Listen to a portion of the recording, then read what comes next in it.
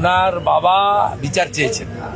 জঘন্যতম ঘটনা, সিট গঠন হয়েছে, পরিবারের পক্ষ থেকে 4 জনের বিরুদ্ধে অভিযোগ দেওয়া হয়েছিল, 2 জনকে গ্রেপ্তার করা হয়েছে, 3 জনকে ডিটেন্ট করা হয়েছে, যাদের সঙ্গে পলাতক 2 আসামির ফোনে কথোপকথন পেয়েছে পুলিশ। পুরো আইজির নেতৃত্বে পুলিশ, এসটিএফ সবাই কাজ করছেন। ওনার পরিবার যা যা চেয়েছেন সরকারের কাছে সেই কাজ সরকার করছে।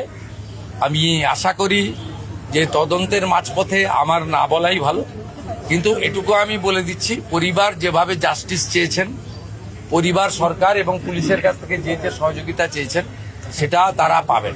মোট 4টি মামলা হয়েছে।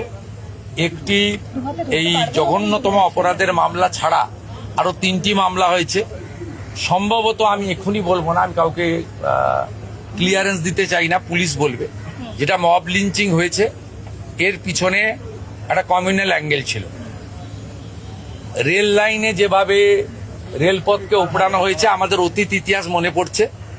2019-এর সিএএ বিরোধী আন্দোলন বা কিছুদিন আগে ওয়াকফ অ্যামেন্ডমেন্ট বিরোধী আন্দোলন। তৃতীয় হচ্ছে সিআরপিএফ এর 2 জন জওয়ান আহত হয়েছেন, একটা পুলিশের গাড়িকে জ্বালানো হয়েছে।